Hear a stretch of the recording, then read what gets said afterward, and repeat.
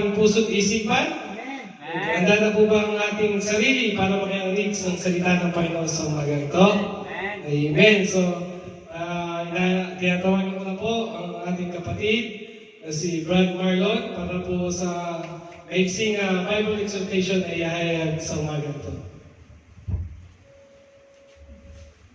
Praise the Lord!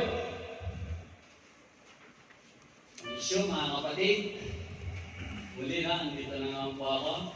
Pero sa 3 weeks na rin po, may lang po ako din nakatungtong dito sa bahay sambahan po. Pasensya na po kayo at talagang medyo busy po na, may pasok lagi.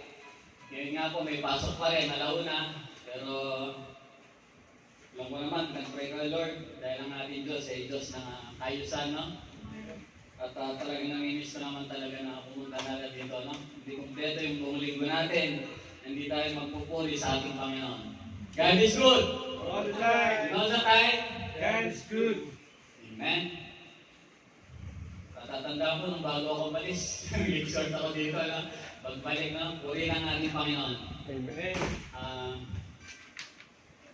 Nung nakaraan mo yung Bible exhortation ni Roger, no? Sa accident, no? Sa gawa. Parang kwento, no? Ito na nalaman natin, no? Kung paano tayo na-save, no? Yung mga ginamit ng ating Panginoon upang makakilala, no? May counter natin ang kanyang message, no? Salamat, no? Sa mga tao na ginamit niya, no? Pati nagpapasalamat, no? Kay tatay nung na-encounter yung message ng ating Panginoon, no?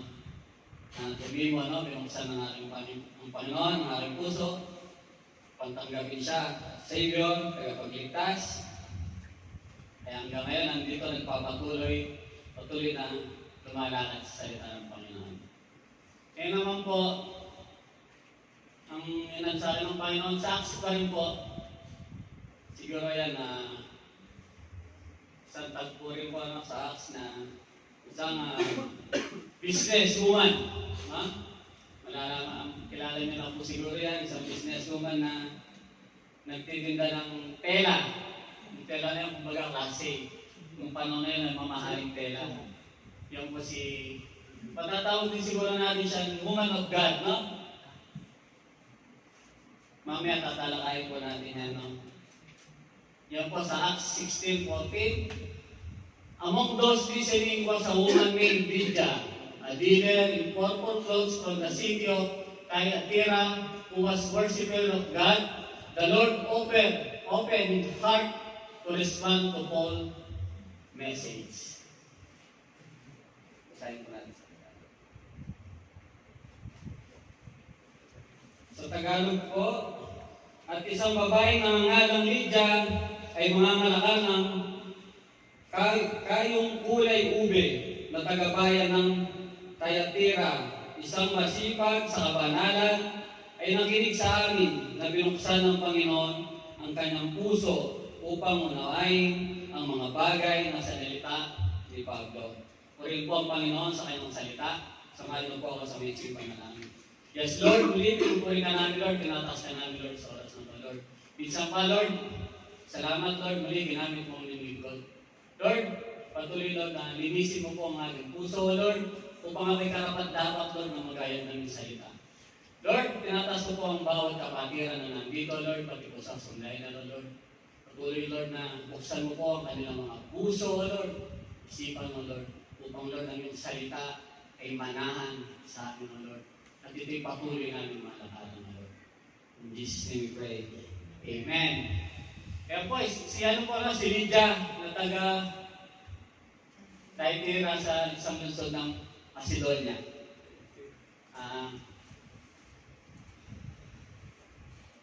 Konting lang po, kung paano siya ginamit ng Panginoon, no? Kung paano yung kanyang calling.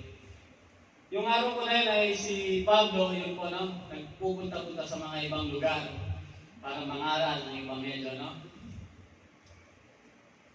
And then, isang gabi, nagkaroon siya ng vision. Panitay, nagpakita isang lalaki na nakatayo, parang nanalangin na sabi niya, punta ka sa Macedonia at tulungan mo kami. Pero that time si Pablo sana may ibang lugar na pupuntahan. sabi niya, alam natin, tapat ang Panginoon, na may gusto siyang iutos, punta tayo sa Macedonia. Sa mga tun po, nagbiyahe sila Pablo, nagpunta sa Macedonia. Tapos po, kumbaga sa Macedonia po, wala pang church doon. Ang mga tao doon ay may isang lugar sa Pilipos. Doon sila nagpipray. Doon sila nalalangin. Doon sila nag-ano sa ating Panginoon. Si Lydia, matatawag natin na woman of God. At ang kanyang pananampalataya sa Panginoon, dahil kahit gano'n na siya successful sa kanyang business, kumbaga tuwing Sabbath day, hindi niya nakakalimutan ang Panginoon. Yung kanyang business, kumbaga, wala mo na ngayon. No? Ganun po, no? Ang kanyang pananampalataya at pananalig ng sa ating Panginoon. Nasa kanya na dati, mayaman sila eh. Kumbaga, parang yung Romans pala yun sa Europe, no? Mayaman sila, isang buong pamilya. Pero si Lydia, parang may inaanap sa kanyang sarili. Hindi kumpleto, no? Pero successful na, mayaman, nasa kanya na. Parang meron siyang inaanap pa na kulang sa kanya.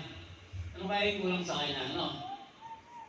And then one time, sila po naghanap ng isang lugar para manalangin o mag-share ng gospel.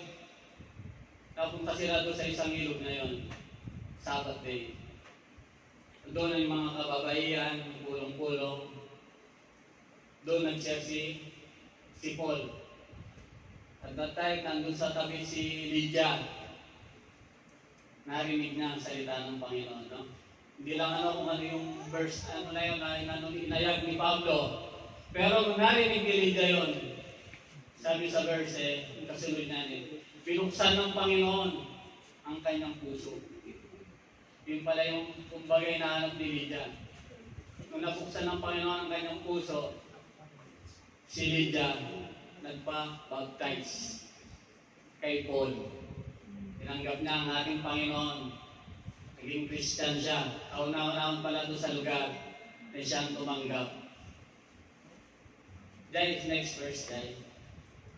Yan po ang kanyang is God calling you. Diba? Nasa believers. Ba't kaya ang bilis matanggap ni Lydia? Yung gano'n, no? Nagpabaptize siya.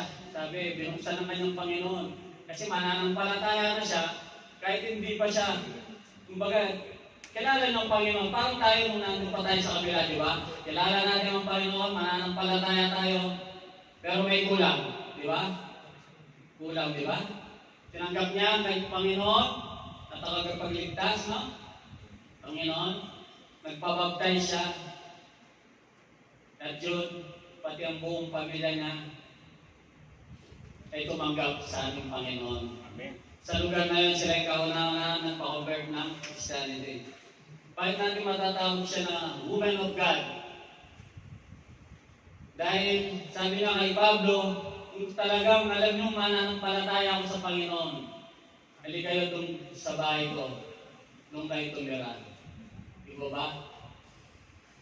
Na-encounter niyo pa yun, kumbaga yung pag-ibig, no? Gusto niyo, siguro sa isip niya, gusto niya pang mas lumalim, mas gusto niya pang malaman ang salita ng Panginoon, mas gusto pa niya makilala ng Panginoon.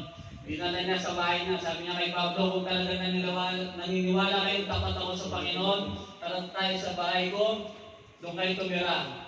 Sa mga tuwid po, yung bahay ni Lydia, ay ginamit nila Pablo ng pag-ministry. At hindi lang po yun, alis yung buong community po ron, ay nakatanggap sa ating Panginoon. Amen po ba? Makikita po natin ang puso ni Lydia kung paano siya tinawag ng ating Panginoon po, no? Kung paano binuksan ng Panginoon kanyang puso, no? Kung paano niya ginamit yung resources niya, no? Alam niya yung kanyang kayamanan. Siguro alam niya na galing yun sa Panginoon. Lahat yun. Ginamit niya para mag-ministry. Kanila po, ginamit niya yung kanyang bahay, pati yung mga slave doon, pinatuloy sa bahay. Ginamit ni Paul mag-share at doon po maraming nakatanggap sa ating Panginoon po, ano? As a believers po, ano? Siguro nung alam naman natin nung na-baptize tayo, ay isa na yun para meron tayong commitment sa Panginoon. Amen po ba? Naniniwala po ba kayo doon? Na pag tinanggap na natin ang Panginoon, hindi doon nagtatapos na tinanggap lang natin ang Panginoon. Meron po yung kaakibat na commitment po. At yun, kay Lydia, ay ginampanan niya, no? Yung karakter ni Lydia, masasabi natin na nag-obey siya sa ating Panginoon, no? Alam po, ang bawat isa sa atin dito ay makanya-kanyang high calling po, no? Kung minsan, hindi lang natin binubuksan ang ating mga puso. Ano kaya ang gusto nga ng verse ng ating Panginoon, no? As a Christian, as believers, ay may kanya-kanyang tayong tawag. Pero minsan, hindi natin binubuksan ang ating puso, no? Hindi tayo, nahihirapan tayo mag-obey sa ating Panginoon kasi una natin na hindi tayo karapat-dapat. Isa nakatingin pa tayo sa ating nakaraan. Tinatawag na tayo ng Panginoon, inaano pa natin hindi tayo karapat-dapat. Isa sasabihin natin, wala tayong kakayanan. Pero ang ating Diyos, di ba? Kings of Kings, mga kapangyarihan, no? Ang ating Panginoon, hindi tinitignan kung anong kakayanan natin. Tinitignan niya kung ano yung nasa puso natin na pagsunod. Diba? Kung saan tayo mahina, doon tayo palalakasin ang ating Panginoon. Bakit? Para maranasan natin ang kanyang kapangyarihan, ang kanyang pag-ibig sa atin. Kaya minsan, nagdinahin tayo, hindi ko kaya, no? Sa patotoo, no? Ang ating Pastor Eli, di ba? Nung una, umahayaw yan sa pastor, di ba? Pero ang Panginoon, no, may tawag na sa kanya. Sabi na Kuya Eli, ni Pastor Eli, hindi ko kaya, wala akong kakayanan. Diba? Pero binuksan ang kanyang puso. Diba? Nanalangin siya sa ating Panginoon. Ang Panginoon, gagamitin ka kung saan ka mahina. And glory to God, ang ating Pastor Eli, ang tinanggap ang tawag sa kanya. No? Ganun po saan tayo as a believers po, no? As a Lydia po, no? Kung tinatawag tayo ng Panginoon, sumunod tayo sa ating Panginoon. Tiwala tayo sa kanyang kakayanan, no? Hindi sa kakayanan natin dahil hindi talaga natin kaya. Pero sa verse na to, napatunayan ng isang nga ng Lydia, no? Kung paano ginamit ng ating Panginoon. Nagkaroon siya ng commitment. Ang listening, no? Prayer, napaka-importante. Siguro unang-una, pray. Kasi nung nandun si Lydia sa ilog, nananalangin lang siya. At narinig ang salita ang message ni Pablo. Doon binuksan ng Panginoon ang kanyang puso at siya'y nag-obey. Nagpabaptize siya, no? Patuloy po tayo na magpagamit sa ating Panginoon. Isang patutuloy, no? Si Kuya Bong, ang kanyang resources din, di ba? Ginagamit niya. No? Kahit malayo siya, spiritual, no? Andito sa ating church, di ba? Nagpapaano siya, no? Sad to say, ang mga laro na yun, no? Wala kayo, no? Pero hoping and praying na yung na-encounter nilang salita ay buksan ang puso ng bawat isa upang makadalo ulit dito sa ating gawain, no? Amen. At dito, pinapakita rin na kung ano man meron tayo na pinagpapala ng Panginoon, gamitin natin siya para sa kalwaltian ng ating Panginoon. Yung mga pinagpapala sa atin, kung paano tayo pinagpapala ng ating Panginoon, no? Marami na po tayo narinig testimony, di ba? Na kung saan pinagpala siya ng Panginoon, nasa kanya na lahat. Pero umalis siya sa presensya ng Panginoon, di ba? Anong nangyari? Nawala lahat sa kanya. Ultimo lahat ng kayamanan niya, nawala. Sabi nga sa salita ng ating Panginoon, di ba? Mas madaling pumasok ang kamelyo sa butas ng karayom kaysa isang taong mayaman. Amen. Bakit kaya nasabi ng ating Panginoon yun, no? Kasi pag mayaman ka na, kumbaga yung sinasamba mo na yung kayamanan, nawawala ka na sa ano ng Panginoon. Anong gusto ng Panginoon? Yung binibigay niya sa iyong pagpapala, gamitin mo sa kanyang kaharian, no? Para mas marami pang makakilala sa ating Panginoon. Amen po ba? Yung po as believers po, no? Sana makuha po natin yung karakter ni Lydia na tumanggap sa ating Panginoon, na binuksan ng Panginoon ang kanyang puso upang sumunod po, no? Lagpunta naman tayo dito. Patuloy po tayo na sumunod sa ating Panginoon upang malakalan po natin ang kanyang salita. Amen. Amen. Yan lamang po. Yes, Lord, muli, pinupuli ka namin, Lord, pinatagsa namin, Lord, sa oras na to, Lord. Minsan pa, Lord, salamat sa iyong salita. Lord, salamat, Lord, alam ko po, Lord, ang bawat isa dito, Lord, ay iyong tinawag. Lord, patuloy po kami na malakaran na iyong salita, Lord. Patuloy, Lord, na bigyan mo po kami ng puso, Lord, na matanggap namin, Lord, kung ano po yung pinag-uutos mo sa amin, O Lord. May timagampanan namin, O Lord. Alam po namin, Lord, wala po kaming kakayanan, Lord, di po namin kaya. Lord, pero sabi mo, Lord, sumunod lang po kami, Lord. At ipapakita mo, Lord, ang kapangyarihan, ang pagpapala, Lord, na nagmumula sa iyo, na kaya po namin, Lord, kung ano yung binibigay mo sa amin, tawag, O Lord, at kami susunod, Lord. Salamat, Lord. Patuloy, Lord, sa iyong salita, Lord. Patuloy mo po kaming gamitin, O Lord. Patuloy, Lord, na ikaw lamang po ang mahal sa amin ng mga buhay, Lord. Salamat, Lord, sa pagpapala, Lord, na nagmumula sa iyo. In Jesus' name we pray. Amen.